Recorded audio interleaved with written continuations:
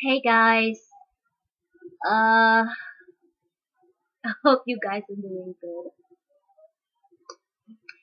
I'm home by my sister. As I said, I was gonna go by my sister, so I'm home by my sister, and I'm actually supposed to be studying, but I'm taking time away from my studies to do this video for you guys. I am because I'm so busy with studies.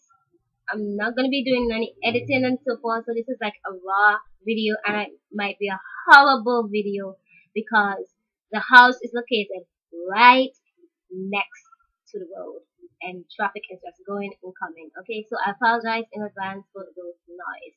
I'll try and speak a little louder so that you guys hear me.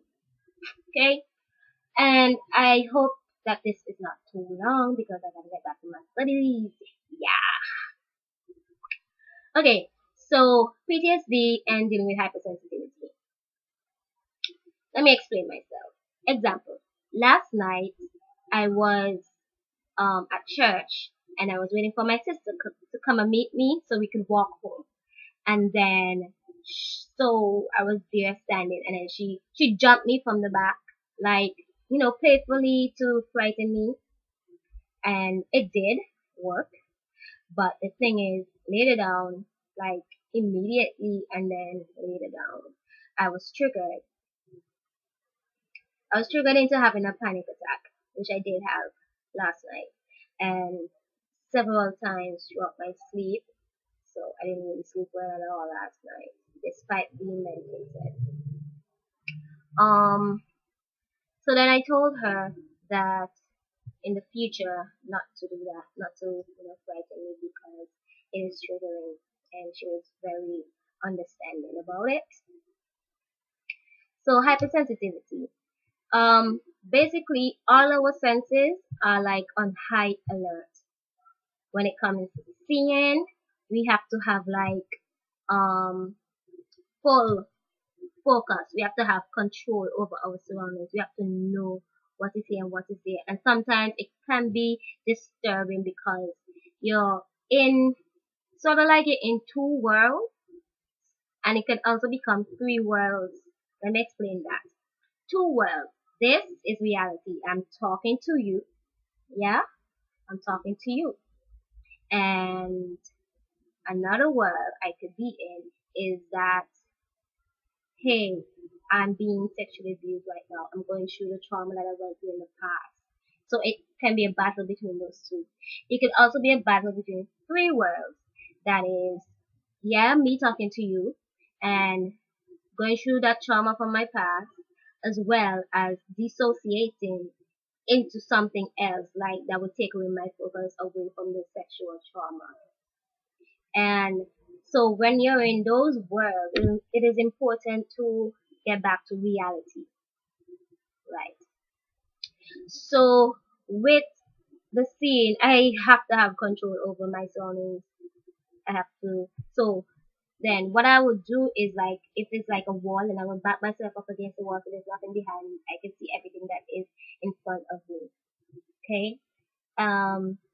Touch. That is like the worst one, I think, for me personally, because it's like I already have the feeling that my abusers are touching me, and going through this thing over again.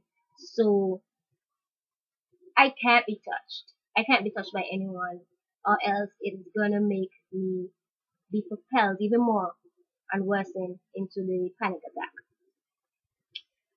Um, and in addition with touch, right, it's not only with other people but also with myself, because I can trigger my own self even more by touching myself.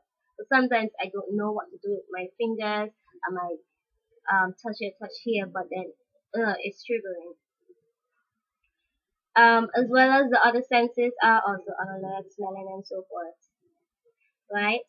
And it's very difficult to know what to do when you're hypersensitive. It's very, very difficult.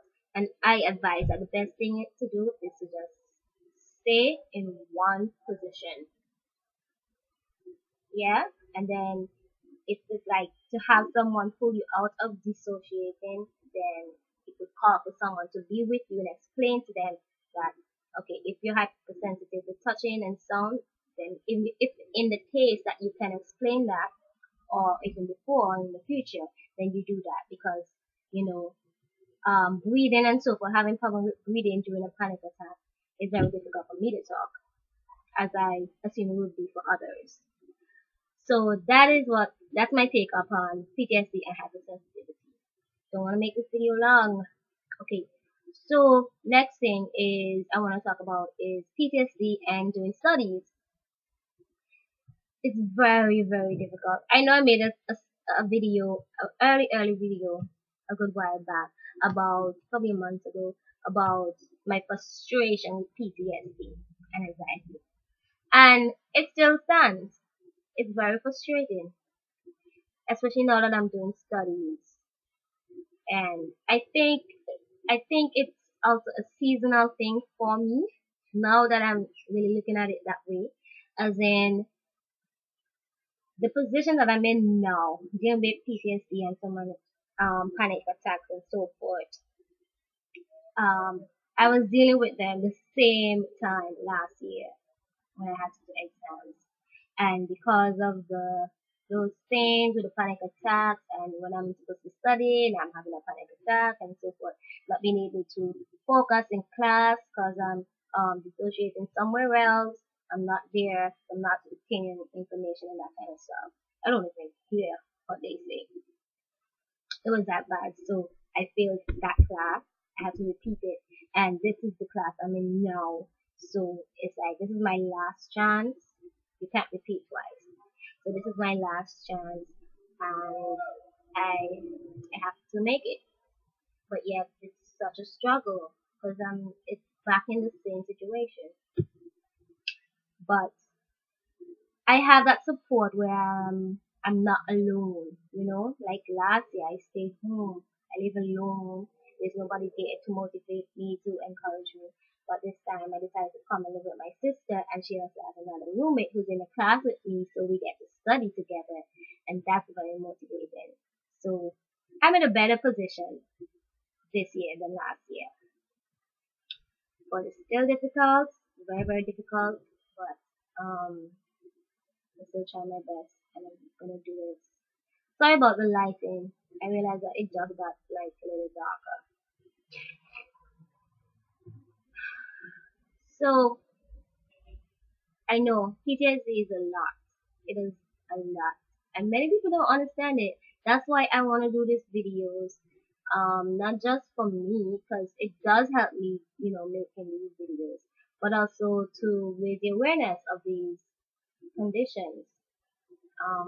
Post-traumatic stress disorder, borderline personality disorder, eating disorder not otherwise specified, there's depression, there's people dealing with cutting and self-harm. There's so much that young people especially go through. But I want to let you know that you are not alone.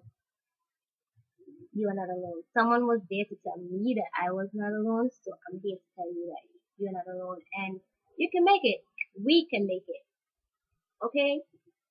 So if you're struggling with PTSD and struggling with these things, I know how difficult it is, but you can make it.